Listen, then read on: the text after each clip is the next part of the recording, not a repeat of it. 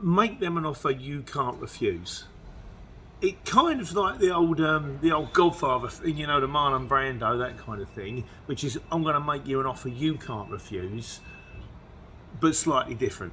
So the idea with this, and I've done this many times in the video, but I wanted to do this one dedicated just as one example. So if you don't want a job, say for example, you're going home, you've done your day's money, you're very happy, you're looking forward to going home, and then it pings up on the CX.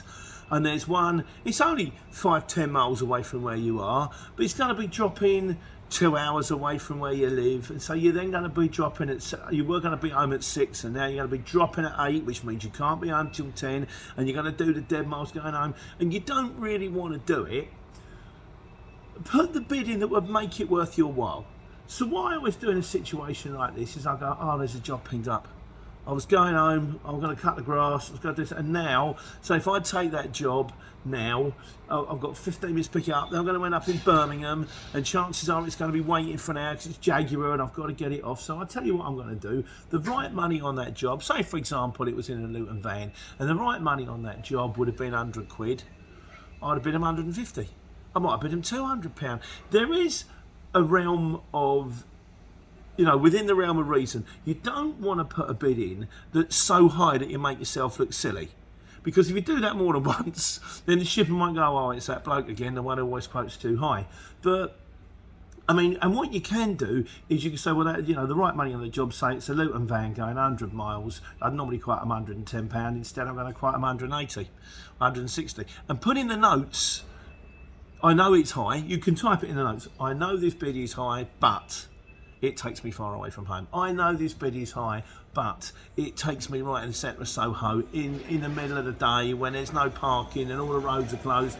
They may or may not read the notes, but at least it shows that you know what you're talking about and why you've put the bid in so high. I had one once, I mean, I had a quick one where I had to, this was when I was in the Luton, I had like Dunstable to Waltham Forest, then I got Waltham Forest back to Leighton Buzzard.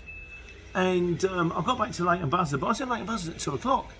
And I'm thinking, whatever job I take now is going to take me miles away from home. So, and one pings up, Milton Keynes to Slough. And I'm like, oh, half 2, I was at home, I've been down to B&M, so I picked up some plants. And it was like just moving, it was only like one long pallet. But normally on that job, I would have bid them, I don't know, 60 or quid. I think I bid them 90. And I thought, that job's not going to come through. 20 minutes later, bing, the job appears. I know, you're still available. Yeah, but the thing is, I didn't mind doing it. Okay, it wasn't actually that painful in the end. It was up to Milton Keynes, the little unit. They loaded me pretty quickly, took it down to Slough, distribution centre, but they pulled me off pretty quickly. I went home £90 better off. But yeah, okay, I'd done dead diesel going back from Slough, and I was round the corner from my house, and I did have things to do.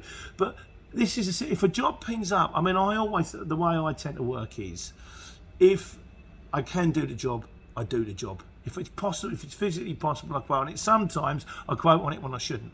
But you try and be sensible about it. But that's what to do. If it's a job you don't want, first thing in the morning, but it's picking up an hour away from your house, and it's going right over the middle of Wales, the chances are you probably won't get out, and you'll do dead miles. Quote them money, quote them a day rate, quote them what you're happy with. And if it doesn't come through, you go, good. And if it does come through, you go, oh.